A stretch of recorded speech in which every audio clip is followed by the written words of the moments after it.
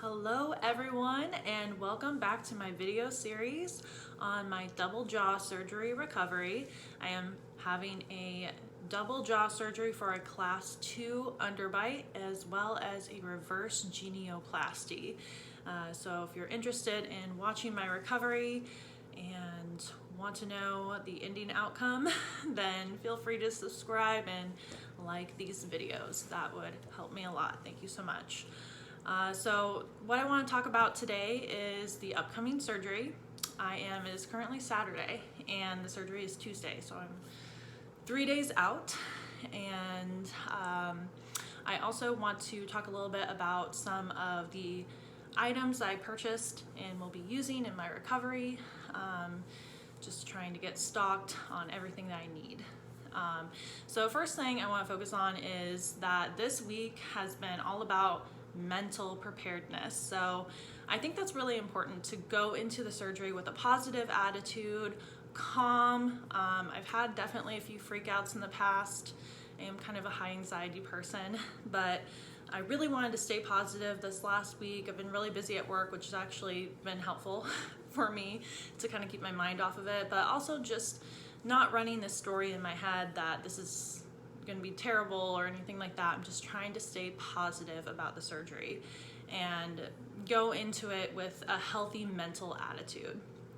Also, I've been trying to be really careful about not getting sick, and that is COVID or flu or any kind of sickness.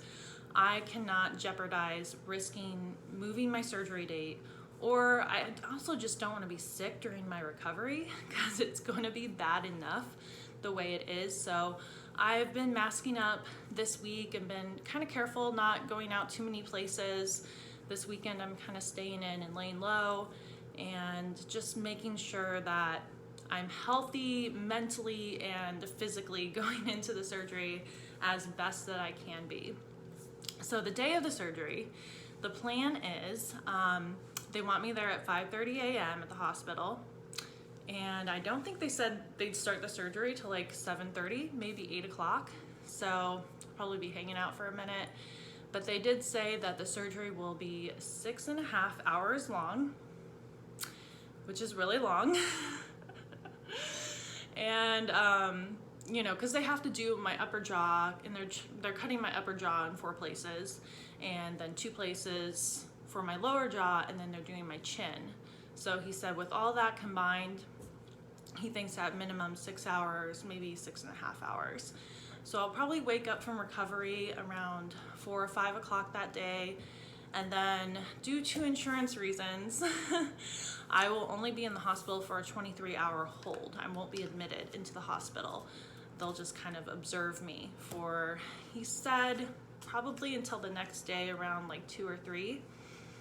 Is usually when people get released, or if I'm doing really good in the morning, maybe in the morning, but that will kind of depend on how I'm doing and, you know, if I need to stay there longer for more observation or not.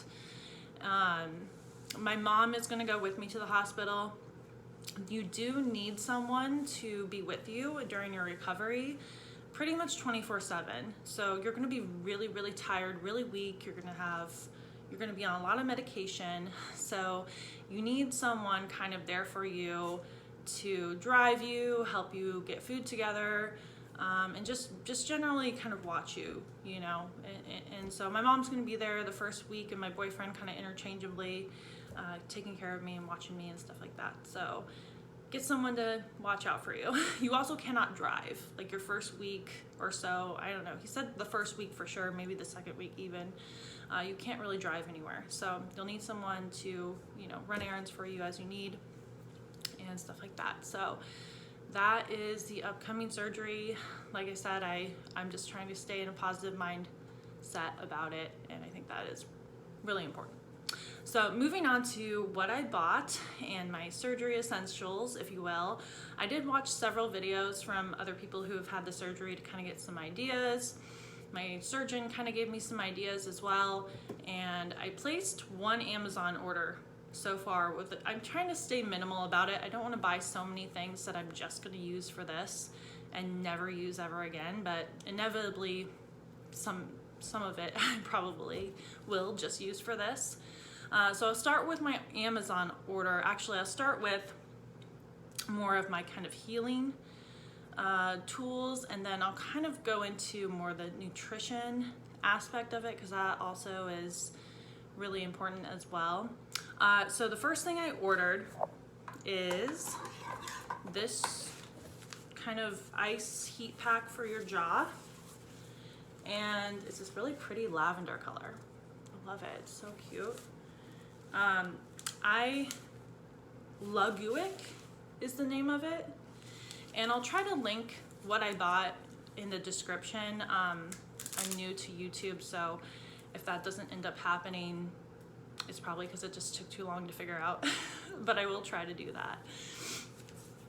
But I got this, it's a heat pad and an ice pack, and it's just more convenient to use on your face. You can wrap it around and strap it on. And I do have other ice packs that I've had, you know, for years in my refrigerator that you'll want to use. You want to kind of have a backup, you know, because eventually your ice is going to get warm, and then you'll need a fresh pack to put on your face. But I got that to use some of the time, and then I have some ice packs, and I have like a clay hot warm pack as well that I can kind of work in there as well. The other thing that I got on my Amazon order was this ice roller, and I saw this recommendation by a lot of other people who have had the jaw surgery, that this is really helpful in reducing swelling. And you just kind of roll it on your face, and it helps with circulation and really getting that swelling down a lot quicker. The other thing I got is kind of like this little dental kit. It has 2 picks in it to like clean out your teeth, and then it has a mirror so you can kind of see what's going on back there. And I thought that would be really helpful, you know, just to kind of check on my stitches and see if like food's caught, or maybe if something's going wrong, you know, what's going on in my mouth. I don't want it to be this dark hole that I'm like, what's going on back there? It hurts. You know, I want the mirror to see what's going on, and the picks I think will be helpful just in case I need them. And I heard that they can help you put rubber bands on too, so we'll see about that. The other thing I got on my Amazon order were these little squeeze bottles. I saw a lot of people recommending these to eat, and my doctor also recommended that I got those as well. The other thing, which is hard to show here, my little pillow for sleeping at a incline. For circulation reasons, you want to make sure you're always sleeping a little propped up. I did also get a recliner from my grandma. I don't know how useful that's going to be. My grandma was a very petite woman, and I'm like 6 foot tall, and I barely fit on this recliner, so I don't know if it's going to be comfortable enough. And plus it's like from the 1970s, so I have it. But if you have a good quality recliner that's really comfortable, that's probably more ideal situation. But I have the pillow just in case I have to sleep in my bed, which I have a feeling is probably what is going to happen. I do, getting into nutrition and eating now, I do currently have a Ninja. I've had this for like years. It's very well used. I love it.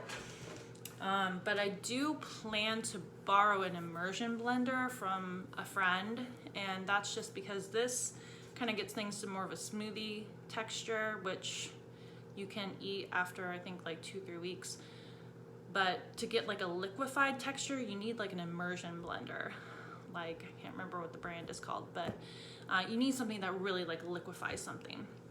And I don't really have that. I have a juicer, but I don't have an immersion blender. So I'm borrowing one of those. I'm hoping that will help me get things to a little bit more of a thinner consistency that I can eat in like the immediate following weeks after the surgery. So I'm borrowing that. Borrow all that you can too. Try not to buy all this stuff new. You know, reach out to people, make a Facebook post, see what people have, save yourself some money, because all this stuff can really add up.